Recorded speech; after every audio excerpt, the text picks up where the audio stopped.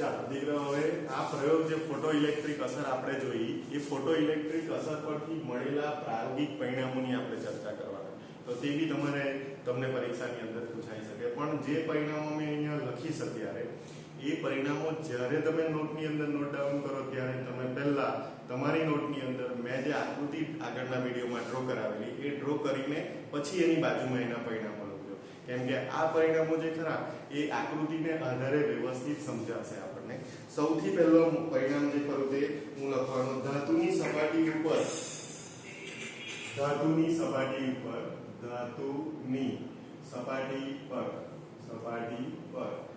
જ્યારે પ્રકાશનું પુંજ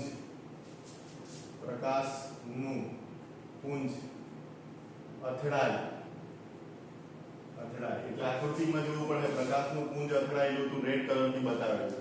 ધાતુની સપાટી ઉપર જ્યારે પ્રકાશનું પુંજ અથડાય કે તરત જ ઇલેક્ટ્રોન મુક્ત થાય. મતલબ એવું કહેવા માંગે કે ધાતુની સપાટી ઉપર જ્યારે પ્રકાશનું પુંજ અથડાય કે તરત જ એમાંથી ઇલેક્ટ્રોન શું થાય તો કે ઉત્સર્જિત થાય. એનો અર્થ એવો થાય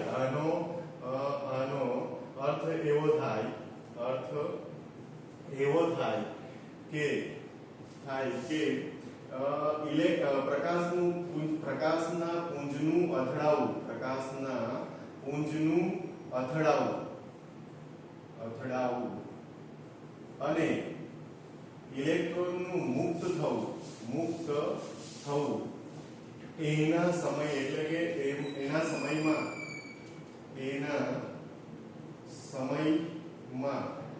કોઈ ફેરફાર હોતો નથી. તરત જ શું થઈ જાય તો કે ઇલેક્ટ્રોન મુક્ત થઈ જાય. બહુ અગત્યનો મુદ્દો, જે સૌથી અગત્યનો હું કહી શકું તો એ મુદ્દો જે ખરો તે તરત જ ઇલેક્ટ્રોન જે ખરા તે મુક્ત થાય તો ઇલેક્ટ્રોન ઉત્સર્જિત થવા વચ્ચે કોઈ સમયગાળો હોતો નથી. સમયમાં કોઈ ફેરફાર હોતો નથી અથવા કોઈ સમયગાળો હોતો નથી. આવું બી તમે લખી શકો કે ચોપડીમાં આવો શબ્દ વાપરેલો છે તો તમે જે પણ લખવું હોય તે લખી શકો. સેકન્ડ નંબરની જે વાત કરી રહેલો, બીજા નંબરની જે વાત કરવાનો તે એમ કે ઉત્સર્જિત થતા મુક્ત ઇલેક્ટ્રોનની સંખ્યા, બહુ ધ્યાનથી, ઉત્સર્જિત થતા મુક્ત ઇલેક્ટ્રોનની સંખ્યા પ્રકાશના વિકિરણની આવૃત્તિ ઉપર અથવા તીવ્રતા ઉપર આપાત વિકિરણની તીવ્રતા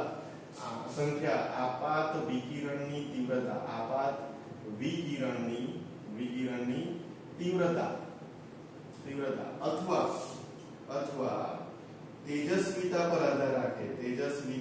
પર આધાર રાખે. બહુ અગત્યનો મુદ્દો, આધાર રાખે. કેમ કે આ મુદ્દાની ચર્ચા હું ક્લાસમાં બી કરીશ.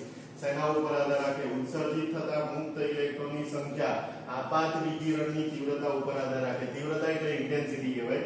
તો એના ઉપર આધાર રાખે કે જેટલી તીવ્રતા વધારે તેટલા મુક્ત ઇલેક્ટ્રોનની સંખ્યા કેવી હશે તો કે વધારે હશે. બહુ અગત્યનો મુદ્દો. ત્યાર પછી ત્રીજા મુદ્દાની વાત કરીએ. કરું તો એવું કહેવાય કે ધાતુની સપાટી પર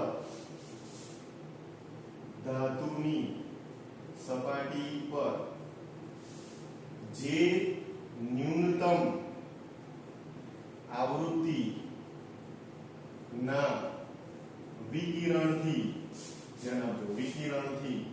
વિકિરણના આપાતથી ઇલેક્ટ્રોન મુક્ત થાય. બરાબર ધ્યાન આપજો. કેમ કે ધાતુની સપાટી ઉપર જે ન્યૂનતમ આવૃત્તિના વિકિરણના આપાત થવાથી ઇલેક્ટ્રોન મુક્ત થાય તે આવૃત્તિને, બહુ અગત્યનું વાક્ય, તે આવૃત્તિને થ્રેશોલ્ડ અથવા દેહલી ન્યુ ઝીરો આવૃત્તિ કહે છે. બહુ અગત્યનું વાક્ય આપો. ધાતુની સપાટી ઉપર જે ન્યૂનતમ આવૃત્તિના વિકિરણને આપાત કરીએ ને ઇલેક્ટ્રોન મુક્ત થાય, જે ન્યૂનતમ આવૃત્તિના વિકિરણના આપાતથી ઇલેક્ટ્રોન મુક્ત થાય તે આવૃત્તિને થ્રેશોલ્ડ આવૃત્તિ બી કહેવાય, દેહલી આવૃત્તિ પણ કહેવાય અને એનો સિમ્બોલ આવે ν0. શું આવે? ν0. બહુ અગત્યનું વાક્ય આવ્યું આ. અને તેની સાથે સંકળાયેલી ઊર્જા અને તેની સાથે સંકળાયેલી ઊર્જાને થ્રેશોલ્ડ એનર્જી કહે છે. થ્રેશોલ્ડ અથવા દેહલી ઊર્જા કહે છે. આ બી ચાલે, દેહલી ઊર્જા કહે છે. આ બહુ અગત્યનું. એટલે જે ન્યૂનતમ, મતલબ કે મેં કેમ કે પોટેશિયમ ધાતુની ઉપર જ્યારે પ્રકાશનું પુંજ આપાત કરું તો જે વિકિરણ એને જે આવૃત્તિ ધરાવતું વિકિરણ એના ઉપર પડે તો જ એની અંદરથી ઇલેક્ટ્રોન શું થાય? મુક્ત થાય. તો જે ન્યૂનતમ આવૃત્તિ વાળા આવૃત્તિનું વિકિરણ જો આપાત થાય ન્યૂનતમ, તો જ ઇલેક્ટ્રોન એની અંદરથી મુક્ત થાય. હવે જો તમે એનાથી ઓછા આવૃત્તિ વાળું વિકિરણ આના ઉપર આપાત કરો તો ઇલેક્ટ્રોન મુક્ત થશે નહીં. તો જે ન્યૂનતમ આવૃત્તિ વાળા વિકિરણના આપાતથી ઇલેક્ટ્રોન મુક્ત થાય તો એ આવૃત્તિને કઈ આવૃત્તિ કહેવામાં આવે? તો કે થ્રેશોલ્ડ આવૃત્તિ અથવા એને કહેવાય દેહલી આવૃત્તિ પણ કહેવાય અને એનો સિમ્બોલ આવે ν0.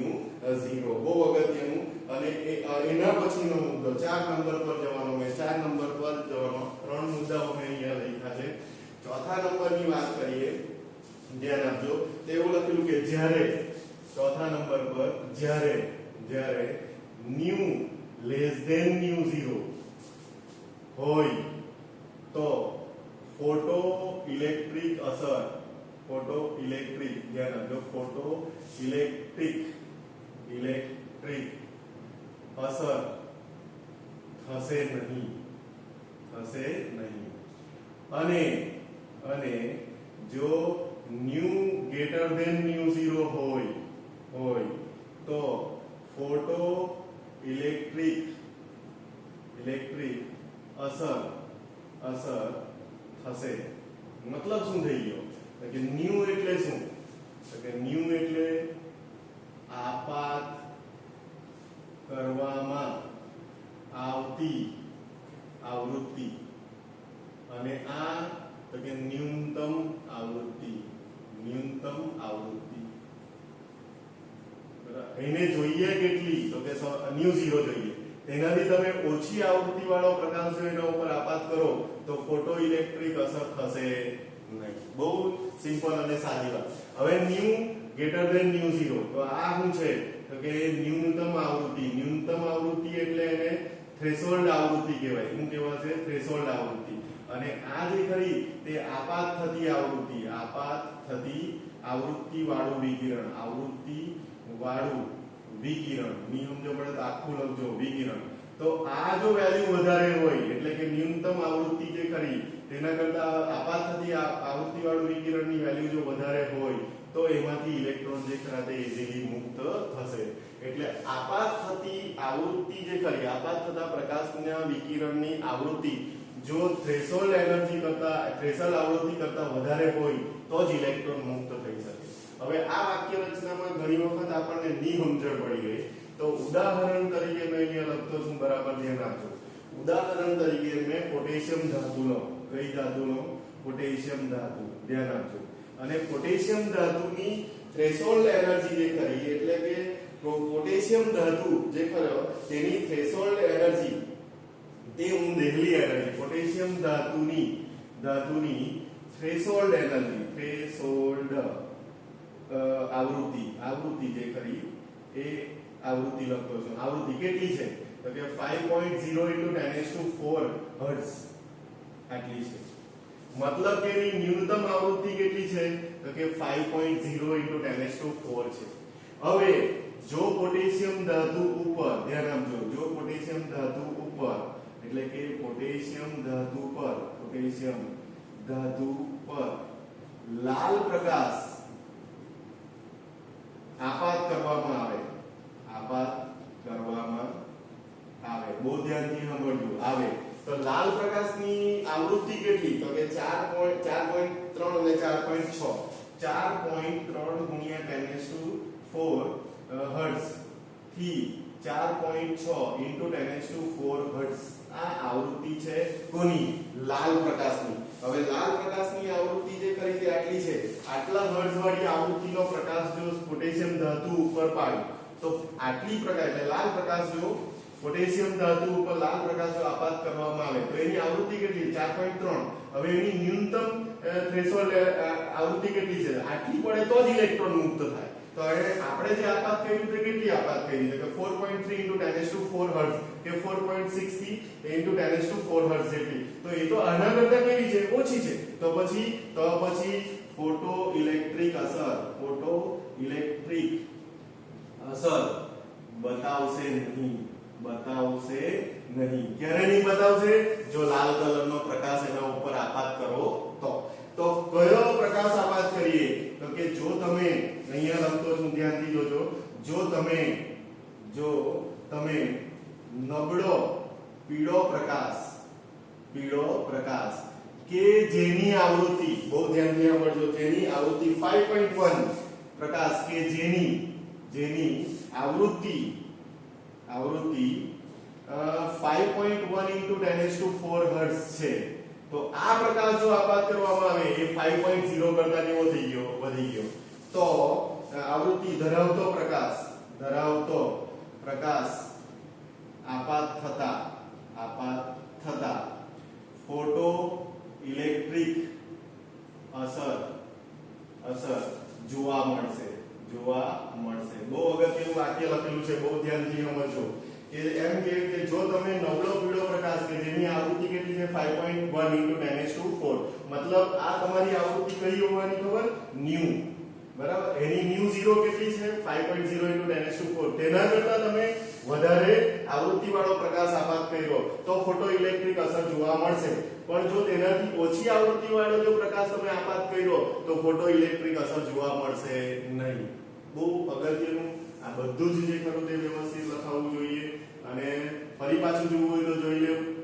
આ તો આપણને ખબર છે કે ધાતુની સપાટી ઉપર જ્યારે તમે પ્રકાશનું પુંજ આપાત કરો એટલે તરત જ એની અંદરથી ઇલેક્ટ્રોન જે ખરા તે મુક્ત થાય. અને એ ઇલેક્ટ્રોન મુક્ત થવાની ઘટના અને પ્રકાશના પુંજની આપાત થવાની ઘટના વચ્ચે કોઈ સમયગાળો હોતો નથી. સેકન્ડ, ઉત્સર્જિત થતા મુક્ત ઇલેક્ટ્રોનની સંખ્યા કોના ઉપર આધાર રાખે? તો કે ઉત્સર્જિત થતા મુક્ત ઇલેક્ટ્રોનની સંખ્યા આપાત વિકિરણની તીવ્રતા એટલે કે તેજસ્વીતા પર આધાર રાખે. ધાતુની સપાટી ઉપર જે ન્યૂનતમ આવૃત્તિના વિકિરણના આપાતથી ઇલેક્ટ્રોન મુક્ત થાય તે આવૃત્તિને શું કહેવામાં આવે? તો કે થ્રેશોલ્ડ અથવા દેહલી આવૃત્તિ તરીકે ઓળખવામાં આવે. અને હજુ એક મુદ્દો રહી ગયો તે ચોપડીની અંદર જરા જોજો. ખાસ કરીને એવું લખેલું હશે કે ઉત્સર્જિત થતા મુક્ત ઇલેક્ટ્રોનની ગતિ ઉર્જા, બરાબર ધ્યાન આપજો, ઉત્સર્જિત થતા મુક્ત ઇલેક્ટ્રોનની ગતિ ઉર્જા અહીંયા મેં લખેલું છે કે ઉત્સર્જિત થતા મુક્ત ઇલેક્ટ્રોનની સંખ્યા એ આપાત વિકિરણની તીવ્રતા અથવા તેજસ્વીતા ઉપર આધાર રાખે. પણ ઉત્સર્જિત થતા મુક્ત ઇલેક્ટ્રોનની ગતિ ઉર્જા એ વિકિરણની તીવ્રતા પર આધાર રાખતી નથી. આ વાક્ય બી જરા જોઈ લેજો સાથે. મુક્ત ઇલેક્ટ્રોનની ગતિ ઉર્જા એ વિકિરણની તીવ્રતા ઉપર આધાર નહીં રાખે, પણ મુક્ત ઇલેક્ટ્રોનની સંખ્યા એ આપાત વિકિરણની તીવ્રતા ઉપર આધાર રાખે. સંખ્યા આધાર રાખે, ગતિ ઉર્જા આધાર રાખે નહીં. તો એ વાક્ય બી જરા બરાબર ધ્યાનથી જોઈ લેજો. અને કઈ નહીં સમજ પડે તો પૂછજો, પણ વ્યવસ્થિત લખજો કે કઈ આ વસ્તુ બહુ અગત્યનું છે. જ્યારે તમે દેહલી આવૃત્તિ કોને કહેવાય? ન્યૂનતમ આવૃત્તિ. પોટેશિયમ ધાતુની ન્યૂનતમ આવૃત્તિ કેટલી છે? 5.0 × 10⁴. તમે આપાત કઈ કરી? તો કે તમે લાલ પ્રકાશની આવૃત્તિ કેટલી? 4.3 × 10⁴ હર્ટ્ઝ કે 4.6 × 10⁴ હર્ટ્ઝ. તો એ તો 5 કરતા ઓછી થઈ ગઈ. એવો પ્રકાશ તમે પોટેશિયમ ધાતુ ઉપર આપાત કરો તો ઇલેક્ટ્રોન મુક્ત થશે નહીં. પણ જો એનાથી વધારે એટલે કે તમે નબળો પીળો પ્રકાશ કે જેની આવૃત્તિ કેટલી છે? 5.1 × 10⁴. તો 5.0 કરતા 5.1 વધી ધરાવતો પ્રકાશ જો આપાત થાય તો ફોટો ઇલેક્ટ્રિક અસર જે ખરી તે જોવા મળે. ઓકે.